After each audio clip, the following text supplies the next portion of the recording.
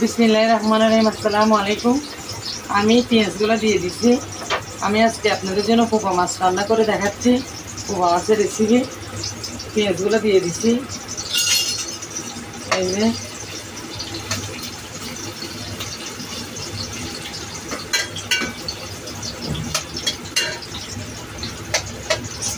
তারপরে টমেটো দিচ্ছি এখানে।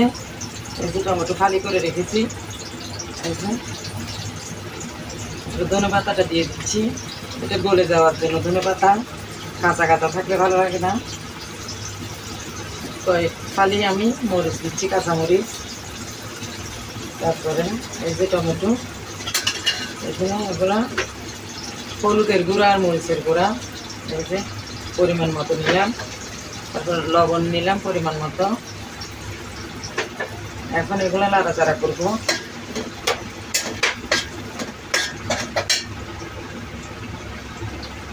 অনেক বাতাস আসতেছে, মাশাআল্লাহ আলহামদুলিল্লাহ, দৈনালি বাতাস।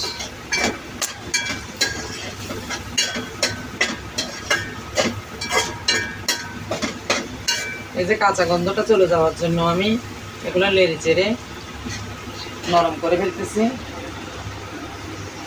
আপনারা কে কে এরকম করেন আমাকে কমেন্ট করে জানাবেন। এই যে কষানো হয়ে গেছে। এখন এগুলো হচ্ছে বড় পোপা। এই যে একটা পিস কত বড় বড় দেখেন, এই যে অনেক বড় মাছটা, পোপা মাছটা, সাগরের পোপা মাছ। প্রথমে মাথাটা দিয়ে দিচ্ছি, তারপরে টুকরোগুলো পিস করে দিচ্ছি। এখন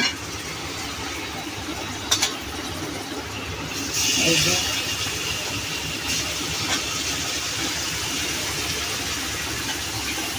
ফুটকা হয়েছে, মাছের অনেক বড় ফুটকা হয়েছে। ফুটকাটা আপনারা খাবেন, ফুটকাটা অনেক গুণাগুণ।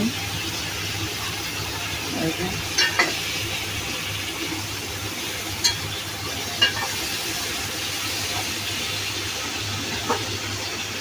আজ আমাদের বাসায় মেহমান আসবে, তাই অনেকগুলো রেসিপি তৈরি করতে হচ্ছে।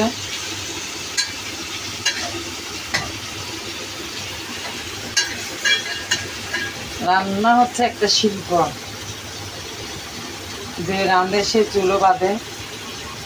মুরব্বীরা মিথ্যে কথা বলে নেই। রান্না যখন করবো তখন রান্নাতে মনোযোগী দিয়ে রান্নাটা করতে হয়। রান্না দিয়ে চুলায় অন্য কাজ করা যাবে না, কারণ রান্নাটা বেশ কম হয়ে যাবে সেই জন্য। এই যে দেখেন, আপনারা লাইক কমেন্ট শেয়ার দিয়ে জানাবেন, কমেন্ট করবেন আমাকে, আপনাদের সাবস্ক্রাইবার করবেন আমাকে।